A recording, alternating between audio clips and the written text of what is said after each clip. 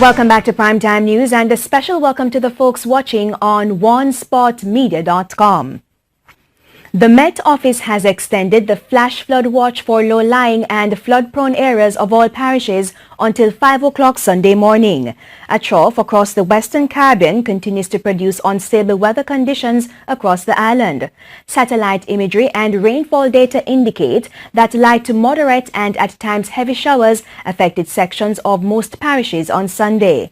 The forecast is for intermittent showers and thunderstorms, which could be heavy at times, to continue affecting the island tonight into tomorrow morning.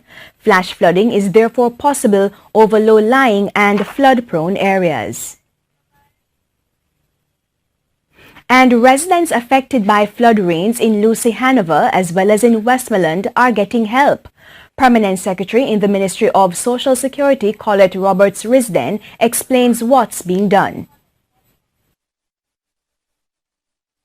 Usually we provide food items in the initial, and after we do the assessment, we will provide persons, if they require, comfort items, bedding, and a small grant if needed. Last week in Westmoreland, we assisted over 300 families who were affected by the rains, and we are in the process of doing assessments to see what further assistance may be required in Westmoreland. Residents of Ivy Green Mews in St. Andrew, where gallons of water have gone to waste, want the National Water Commission to replace water pipes in the scheme.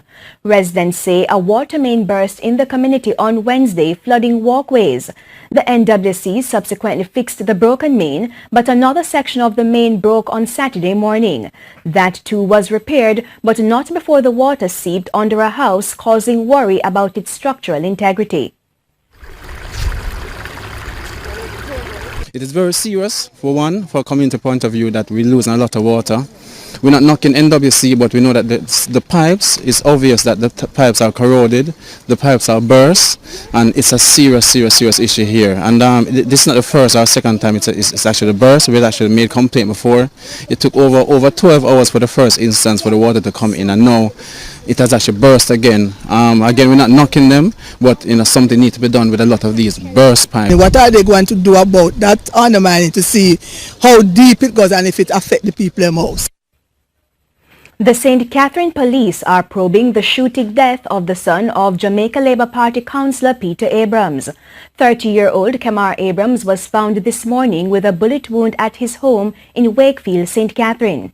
It's reported that shortly after 10, Kemar, who lived with his mother, drove from the premises. He returned 5 minutes later, reportedly went back into the house, and shortly after, there was an explosion. He was found with a bullet wound and was rushed to hospital, where he was pronounced dead. An investigator told our news center that the mother will be questioned and her licensed firearm has been seized. The incident comes just days after his father, Peter Abrams, appeared before the St. Catherine Court charged for breaches of the Firearms Act. Mr. Abrams was charged after licensed firearm in a car with 4 men. The men were charged but were released by the court last week. The Director of Public Prosecutions is to rule whether charges should be laid against the policeman involved in the shooting of a female motorist near the Sovereign Centre in Ligonier, St. Andrew 3 weeks ago. The Independent Commission of Investigations Indicom and the Bureau of Special Investigation BSI questioned the police corporal involved in the incident. The female motorist was reportedly shot as she exited Sovereign Centre just as the policeman opened fire at a man who wipes windscreens along the roadway in the incident. The female motorist was reportedly shot as she exited Sovereign Centre just as the policeman opened fire at a man who wipes windscreens along the roadway. She was shot in the leg, but the bullet traveled to her chest. She underwent emergency surgery. The policeman says he was threatened by the windscreen wiper. Indicom had obtained closed-circuit TV footage to help in its investigation. 6 persons are now homeless after fire destroyed homes on King Street, downtown Montego Bay earlier today. Details in this report. A thick plume of smoke, and behind it is what's left of 2 homes destroyed by fire shortly after 2 o'clock Saturday afternoon. It happened on King Street in downtown Montego Bay. 6 persons have been left homeless, among them 2 children. We just left and go to collect one 14 TV. Just left and say TV go hook up. And left me my granddaughter. Go back. Go buy. So I buy some chicken and something go cook some soup for me and my grandchildren them. I reach and I love them. She want to go run and say, where you there? Me house catch a fire. Let me come everything burn up. I don't want to see one thing. Councillor for the Montego Bay South Division, Richard Vernon, promised help. I won't build back a house, but I will try to get food items, bed, clothing, and I'll reach out to the persons who can donate to assist me in this regard. 2 units from the Freeport Fire Station responded to the fire. Assistant Superintendent Carlington Basin is unable to say what caused the blaze, but has this caution for parents. Children, they are not responsible enough to be left alone. They are curious. They will experiment with different things. And one of the things that they do experiment with is fires. Hence, you will see a lot of fires caused by children. So parents need to stop from doing it. Kayan Morgan, TVJ News. 3 Chinese nationals are in custody after a team from J-Ray and Nephew Company, along with the Clarendon Police, recovered bottles of counterfeit rum at a supermarket and wholesale in Maypen on Saturday. The police say intelligence led them to the establishment sometime after midday. They seized about 20 bottles of fake rum bearing the name J-Ray and Nephew. The Chinese nationals were held for questioning and are expected to be charged. In regional news, the only 3 survivors of a plane crash in Cuba remained in grave condition as investigators try to determine why the aircraft carrying 110 people went down and erupted in flames shortly after takeoff in Havana. The aging aircraft split in several sections. Passenger belongings were scattered across a wide area. The death toll is now 110. It's reported that the victims included 99 Cubans and 6 Mexican crew members and 5 foreigners. Cuban state media reported that among the passengers were 4 children and an infant. It's Cuba's worst aviation disaster in 3 decades and is the 3rd major air accident since 2010.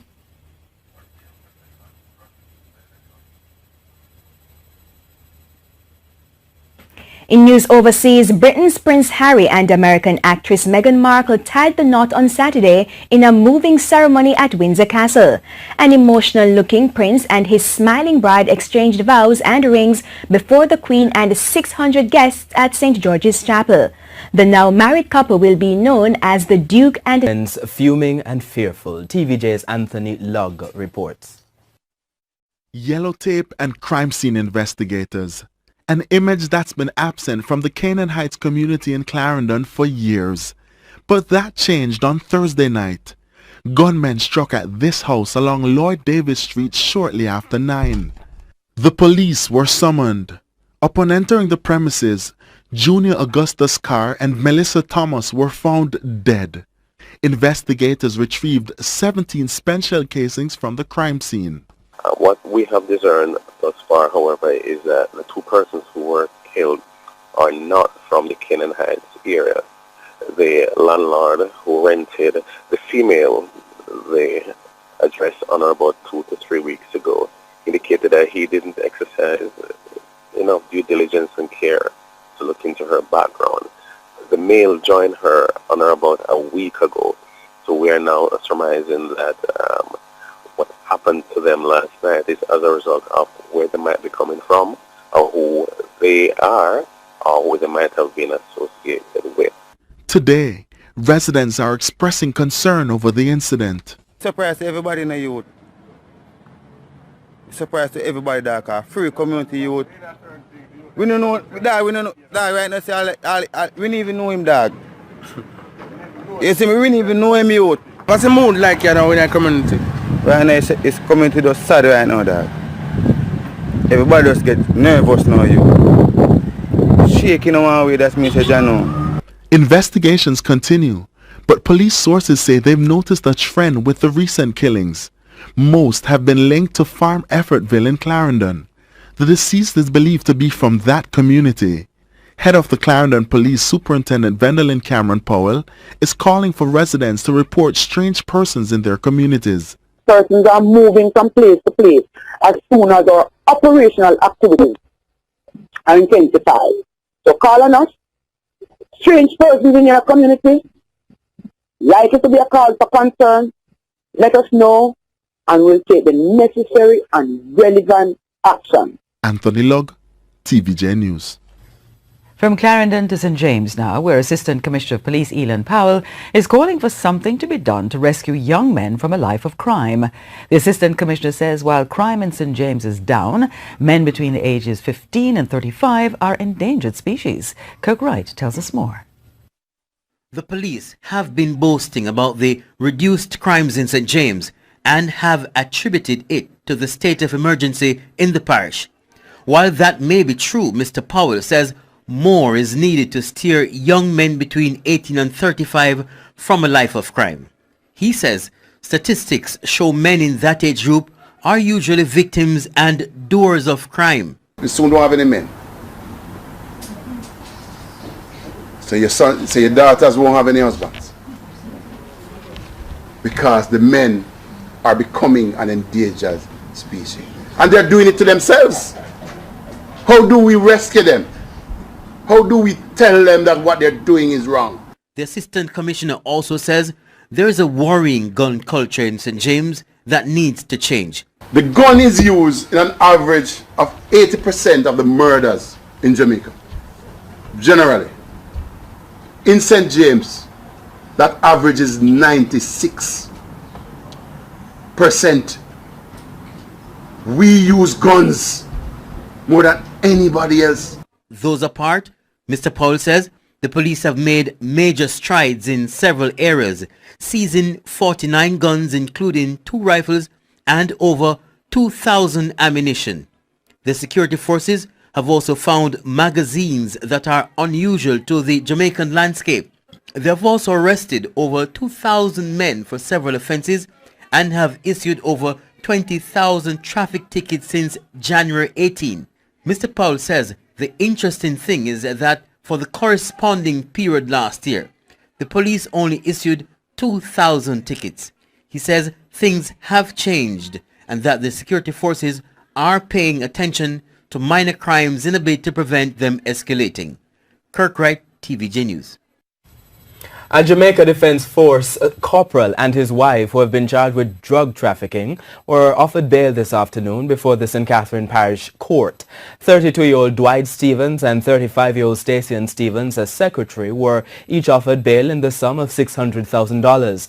The parish judge imposed stiff bail conditions which require the couple to report to the Greater Portmore Police Station daily. They have to surrender their travel documents and a stop order was imposed. The soldier and his wife were arrested last Friday when the narcotics police raided their Greater Portmore residence and seized 650 pounds of compressed and loose ganja. More than $200,000 cash was also seized. The two are to return to court on July 26. Education Minister Royal Reid is again appealing to basic schools struggling financially to sign up with the Ministry of Education to upgrade their status. Mr. Reid was speaking at a function in St. Elizabeth on Thursday night. Sign the MOU, you become a public education institution, and then we will pay all the staff based on their qualification, which means you can hire all the teachers, because just like infant department, all the teachers who are hired in infant department have to have the requisite training and certification. So what we want to know is to build out public daycare centers. Because I know some parents, for example, parents who have to work on the farm or go and work out, have nobody to take care of their kids. We don't want the older children to stay home to take care of those kids. Highlighted plans for the early childhood sector. The Jamaica Civil Aviation Authority says it could take another 18 months before it completes the investigation into the cause of the recent plane crash in Trelawney. Director General of the authority, Nari Williams-Singh, says the authority is still in the data gathering phase where numerous factors are being examined. Whilst we gathered as much information as we could from the actual crash scene, we look just beyond that. We look well beyond that. We look at the aircraft, we look at the personnel, we look at the weather, we look at the history of the flight, you know, because an accident is a chain of events. And if we can determine all the contributing factors and break one link in that chain, we would have prevented an accident. On May 3, the Cessna single-engine aircraft crashed in a densely wooded section of the community of Georgia. Pilots Rajourn Campbell and Carlin Snipe, as well as maintenance engineer Miguel Jones, died in the mishap. The Jamaica Labour Party's Mark McLean is set to be the new councillor for the Homestead Division in St. Catherine following preliminary counts for today's by-election. The tally from Electoral Office of Jamaica shows Mr. McLean winning 1,409 votes, while the People's National Party's Jeanette Grayson got 136 votes. As has been the case in the past few by-elections, the EOJ says the voter turnout today was low. Of the 9,471 persons registered to vote in the division, only 1,545 persons, or 16.3%, cast a ballot. Despite the win, the PNP maintains its majority in the St. Catherine Municipal Corporation. Incoming councillor Mark McLean says he spent the past few weeks introducing himself to residents and sharing his vision ahead of his win. Try to develop the community with like communities, with community centers, develop the citizen association, so that means the community can grow, have a proper association, we have a proper youth group, sports, and other things. Work, try to get person who's not going to school go back to school, and some skill training for some of the persons. His opponent, Janet Grayson, says there were some minor issues during the day's proceedings, as there was no clear space designated for cluster managers. That was, however, sorted out. She says her team ran a good campaign. Went well. We did our best.